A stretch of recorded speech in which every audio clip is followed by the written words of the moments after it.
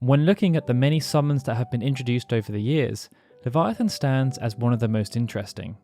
In the earlier days of the franchise, Leviathan was, without doubt, one of the most important and powerful summons to exist. But whereas other power players such as Shiva, Ifrit, Ramu and Bahamut ended up becoming mainstays, gracing almost every roster that contains summons, developers have chosen to be far less consistent with their usage of Leviathan. That's not to say Leviathan has faded into obscurity, with powerful appearances in both Final Fantasy XV and the Final Fantasy VII Remake showing that the venerable water-based elemental summon hasn't been forgotten. But throughout this video, we hope to take you on a rather expansive journey as we explore the unorthodox path taken across every single appearance of Leviathan. Lord of the world, hearken to our plea. Lord of the world, deliver us from our misery. The first appearance of Leviathan came in Final Fantasy II, before the concept of summons had been introduced within the Final Fantasy franchise. Much like Bahamut, who had appeared in the original Final Fantasy as a non-playable character, Leviathan had a small role in the story as it protected a specific body of water. And when the party approached that body of water, a whirlpool formed and they were sucked inside Leviathan. The size of the whirlpool presented Leviathan as a colossal sea monster, with its insides big enough to facilitate an entire ecosystem. It meant numerous NPCs could be found inside Leviathan's intestines, with some deciding to lay down roots, having given up hope of ever being able to escape due to a massive monster called the Roundworm that guarded the exit. All things considered, it was a muted introduction for Leviathan, but it did still feature some traits that would be carried forward, and one of them was quite subtle, as Tsunami, a move that would become a prominent part of Leviathan's arsenal, was used by an enemy found inside the intestines called the Sea Dragon, and that was the only enemy in the game capable of wielding what in the original game had been introduced as one of the ultimate elemental spells. In Final Fantasy III, Leviathan was introduced as a formal gameplay element via the Summon command. This would allow evokers, summoners and sages to call forth mythical beasts of great power to assist them in battle, and along with Bahamut, Leviathan was one of the strongest. Outside of raw power, this connection with the Bahamut was cemented within the game's lore. Both Bahamut and Leviathan were sealed on the floating continent by Noah, a famous sage who was the teacher of Xande, Doga and Unai, and should the player wish, they could be challenged. Defeating Leviathan would grant the player access to its power, but Leviathan could also be purchased within Eureka for 60,000 gil. Once acquired, it would give players access to 3 potential moves, with the move performed dependent on the job used to do the summoning. If using the evoker, Leviathan could perform Petrify Glare, which would attempt to inflict the Petrify status, and Great Tornado, which would deal decent non-elemental damage. Summoners and sages would then see its ultimate move, Tsunami, which would deal much more damage. But as there was no water element featured within this game, Tsunami was associated with the lightning element. Final Fantasy IV saw summons become much more integral as their role was expanded. They would now have specific lore and were presented as sentient beings that had their own lives, as opposed to just being unruly monsters that needed to be tamed. As such, Rydia was the only character who was able to call summons forth, and it was through her story arc that we got to see a clear evolution of the small narrative role afforded to Leviathan within the 2 previous games. Perhaps as an intentional nod to Final Fantasy II, the first interaction the party had with Leviathan was via a whirlpool. This would appear as the party ventured towards Baron, and although it seemed like an unprovoked attack, we later learned that it was an intentional act, as Leviathan had received information that the Red Wings were about to launch an attack on their vessel. The whirlpool was meant to try and save Cecil, Rydia and their allies, but as was revealed within the Japanese Final Fantasy IV novelization, due to there being no summoner channeling Leviathan, its power became uncontrollable and it led to an unfortunate catastrophe that separated the party. Later on within the story, Leviathan could be found within the Fame Arch. It was here that players were made aware of its official designation as the King of the Summons or Lord of the Waters, with Asura appearing as Leviathan's partner. The other important relationship for Leviathan was with Bahamut. Within Final Fantasy III, Leviathan was only surpassed by the strength of Bahamut, and within this game, that notion was cemented via the narrative.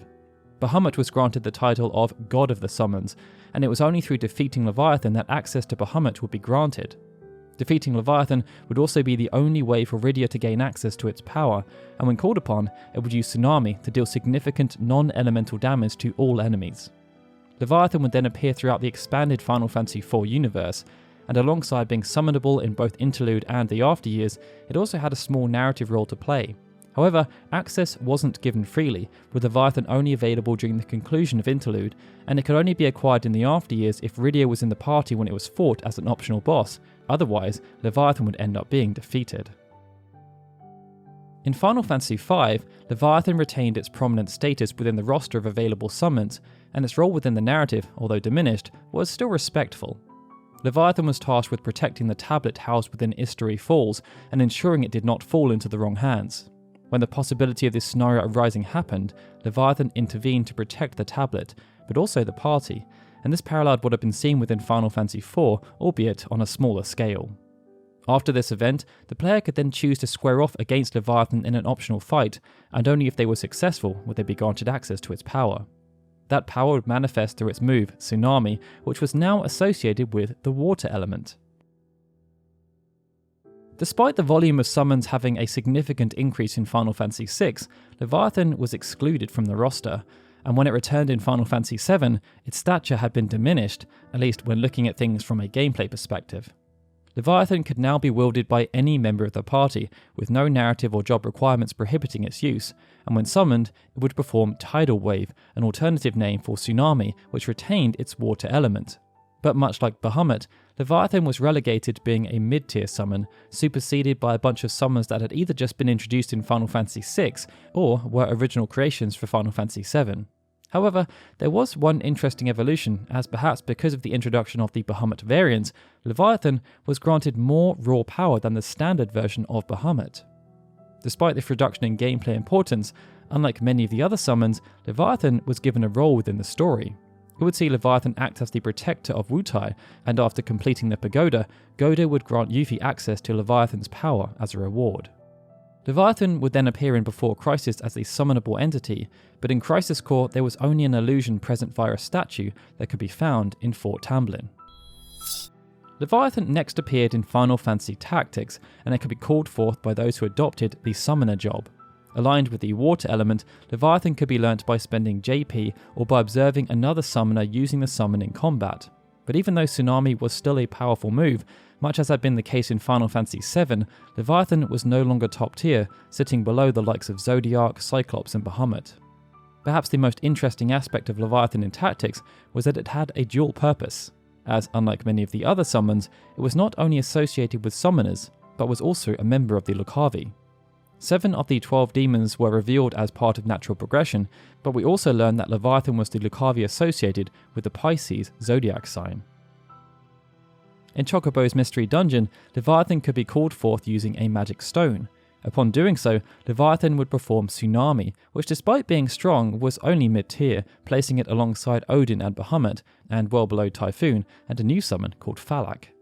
In its sequel, Leviathan would appear as an optional boss, but it could not be wielded by the player even if they were victorious in the encounter.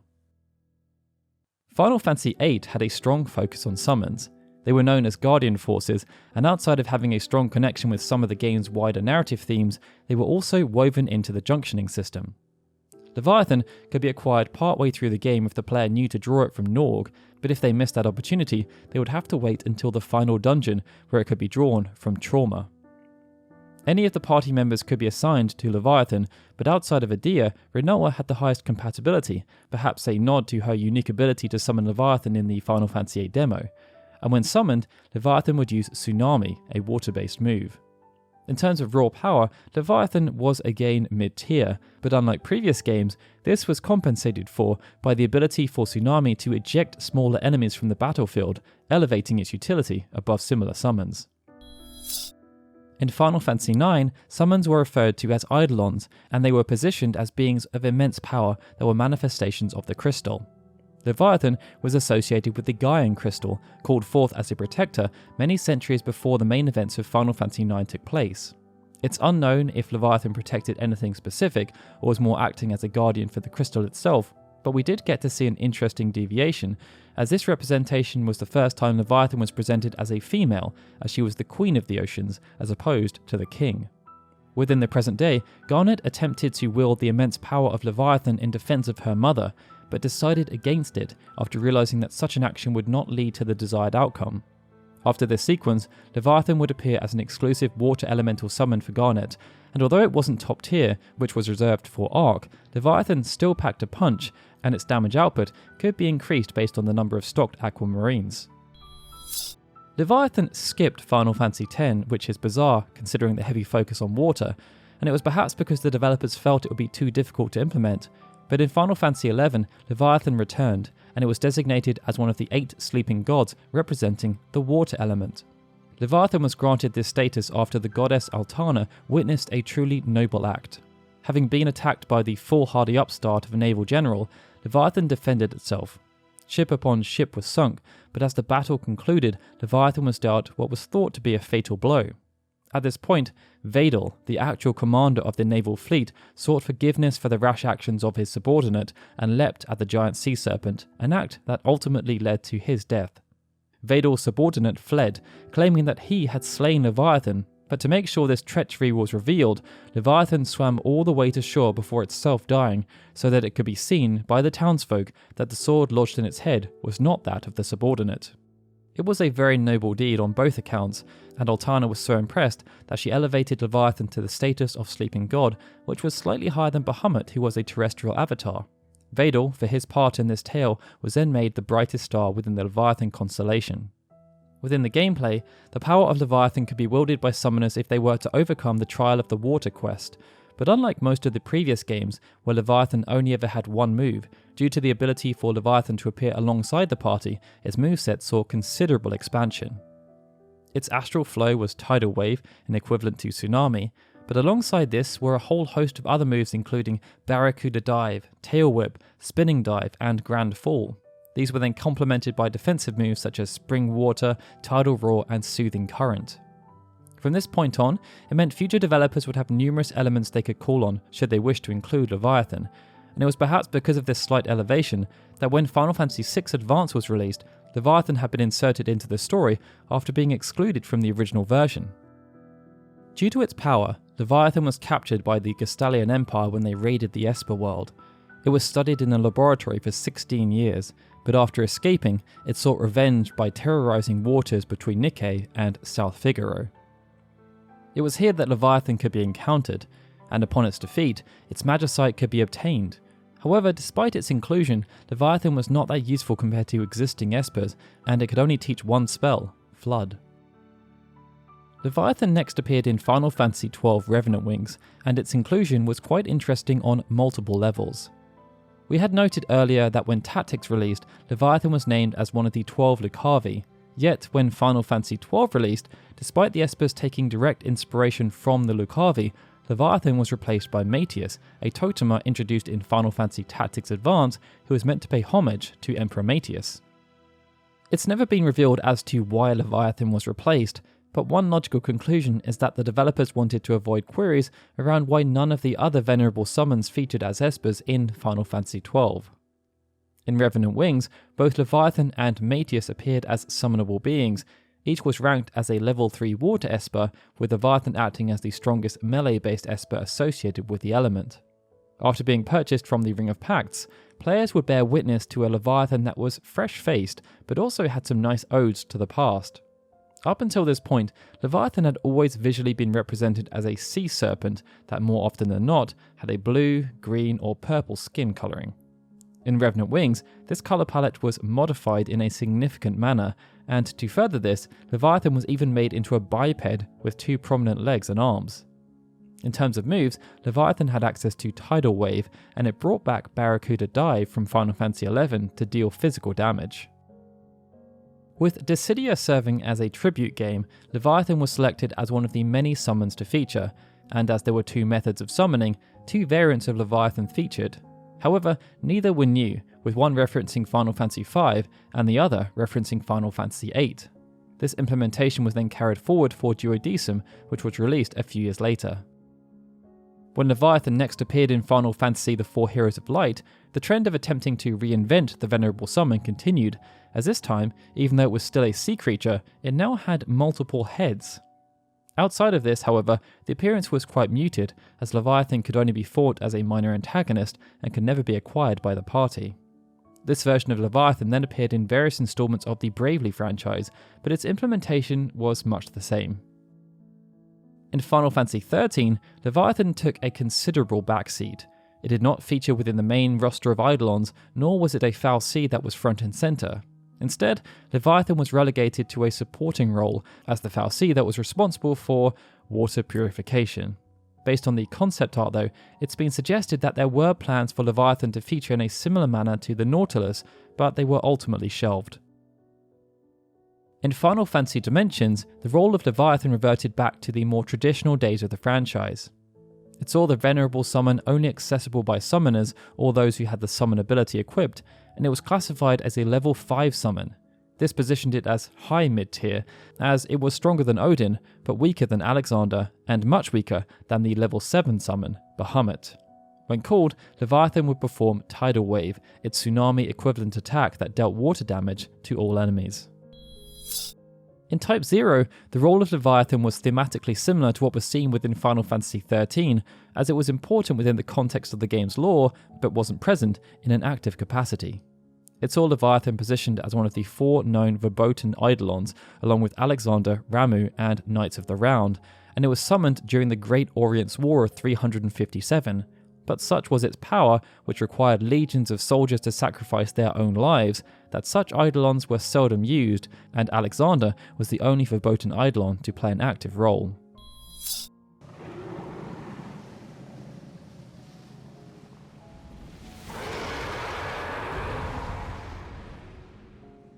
In Final Fantasy XIV, Leviathan was meant to appear as a primal in the original version, but its inclusion within the story was shelved for compassionate reasons as the developers felt it would be inappropriate. The introduction of Leviathan was therefore shelved until patch 2.2 of A Realm Reborn, where it was revealed to be the primal of the Sahagin Beastmen tribe, who summoned it to counter the rising threat they thought was posed by the Maelstrom. Leviathan would end up being slain by the Warrior of Light, but was resummoned by the Sahagin not once, but twice, with the latter appearing in Endwalker, and for its appearance in Shadowbringers as part of the Eden Raid series, its visual style was even altered. Throughout the various encounters, Leviathan would use numerous moves that were introduced in Final Fantasy XI, such as Spinning Dive, Grand Fall and Tidal Roar, with Tsunami saved as its special ability, but unlike Final Fantasy XI, to date, Leviathan remains unsummonable by the player. Record Keeper has pulled from various sources ever since it launched, and this has seen numerous iterations of Leviathan appear, each with specific influences. The default version of Leviathan, for example, was based on the version that appeared in Final Fantasy V, with Lunar Leviathan also appearing, a nod to the variant that was introduced in Final Fantasy IV Advance as an optional boss.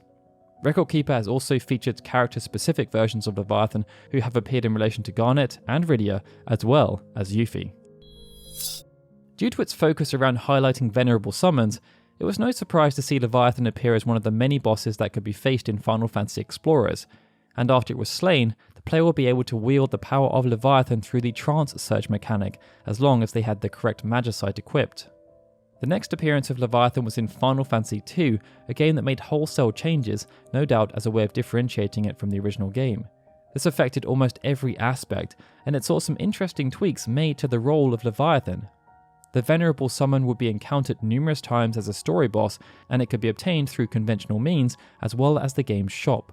When used, it would perform Tidal Wave, but perhaps the most interesting aspect of Leviathan within Dimensions 2 was the variants, as there were quite a few. With multiple characters being able to use Leviathan as a signet, there were a few hybrid designs, and perhaps the most extreme was that associated with Morrow, as it saw Leviathan positioned as a humanoid figure with hands, feet, and even clothing. Leviathan returned to the role of protector in Brave Exvius, as it was responsible for protecting the citizens of Aldarion, and it was due to this role that Leviathan's position within the story was quite elevated, appearing in Season 1 and 2 as an important ally. Brave Exvius also introduced something quite unique. Throughout much of the franchise, Leviathan had been positioned as a male deity, and it was only in Final Fantasy IX where this was challenged. Perhaps as a way of commenting on this, Leviathan was positioned as a male as part of the story, but as it progressed, Leviathan chose to identify itself as a female. To acquire Leviathan as a summonable asset, players would need to undertake a small quest, and once they did, they would gain access to Tsunami. But even though Leviathan would also have access to many other moves, none paid specific reference to those that had been introduced in the past. The next two appearances of Leviathan came in Dissidia Arcade and Theatrhythm All-Star Carnival, complementary games. In the initial sense, Leviathan could be used by players in Dissidia Arcade and then NT if their team voted on it, and they would see Leviathan deal physical damage before using Tsunami as a big finisher. In All-Star Carnival, Leviathan was introduced as a new summon, having been excluded from the two previous games, but instead of being an original variant, it was instead based on Leviathan from Final Fantasy VIII. Must you always raise such a clamour like that? My ears work fine. Little Adamantus. World of Final Fantasy featured Leviathan as one of Pleiad 7, but unlike some of the other members, its role was quite muted. Appearing as the Queen of the Deep, Leviathan was said to be on holiday and only appeared for a small segment involving Faris, where players got to see her softer side. This reduced role in comparison to her contemporaries was expected by this point in the franchise, and the localization team even made reference to it within the Mirage manual, noting that Bahamut frequently steals her spotlight these days. After gaining access to Leviathan, players would gain a powerful water-based ally who could use Tsunami and Tidal Wave, as well as being associated with some ice-based moves. In Final Fantasy XV, Leviathan appeared in a similar role. One of these 6 Astrals, Leviathan was positioned as the goddess of the seas, cementing that it was now very much a female deity as opposed to male. Not too much is known about Leviathan's role within the War of the Astrals, but its power was feared, and after being awakened by Lunafreya and forging a covenant with Noctis, it destroyed Alticia.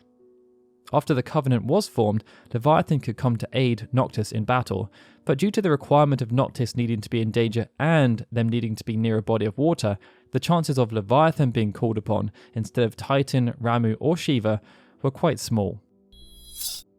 Opera Omnia features Leviathan as one of the various summons that can be called upon in battle.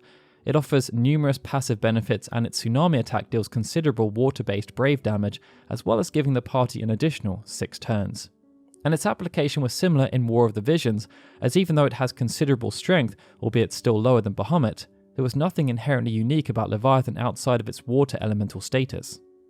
But that leads us on to the Final Fantasy VII Remake, which serves as the most recent iteration of Leviathan within the Final Fantasy franchise. Thought of as part of Chadley's VR simulator, Leviathan represents a significant challenge due to its mobility and its powerful moveset. This varied depending on whether Leviathan was being fought or used, but many of the moves such as Brinny Barrage and Brinny Bellow were brand new, and it was only Tail Whip and Tidal Wave that were recurring, with the former not being seen since Final Fantasy XI in an official capacity. What's interesting about this particular iteration of Leviathan though, is that not only was its elemental association removed, so all of its attacks were non-elemental, but much like in Final Fantasy XV, there were restrictions in place that would prohibit its use. This saw Leviathan only be able to be summoned if the area where the fight took place was large enough to accommodate for its size. Looking at this evolution as a whole, it paints quite a sad picture. In the early days of the franchise, Leviathan was positioned as one of the most powerful and respected summonable beings, often paired up alongside Bahamut. But whereas Bahamut has more often than not retained that status, Leviathan's role has been diminished. It has seen Leviathan flat out excluded from some games, with its role diminished within the narrative of others. And even though there has been something of a resurgence within recent years, it's quite clear that for whatever reason, Leviathan just isn't considered to be as valuable as it once was. Who knows what this means for Final Fantasy XVI? At this point, there has been no specific hint that Leviathan will feature, but it would be nice to see Creative Business Division 3 promote Leviathan to a more significant role. Either way, if you enjoyed this evolutionary study, please consider giving us a like, and as always, be sure to let us know your thoughts in the comments below. Also, if you'd like to influence the types of evolutionary studies we produce in the future, make sure to check out our Patreon, as supporters get exclusive voting rights on upcoming Evolutions videos. Alright everyone, with that, this is Daryl signing out. I'd like to extend a big thank you to all of our Patreon and YouTube membership supporters, especially Anthony Hoffman, Benjamin Snow, the livestream, Erica Cedorette and Gregory, who are super special Onionoid supporters, and of course, a big thank you to everyone for watching this video. I'll see you all again soon for more Final Fantasy goodness.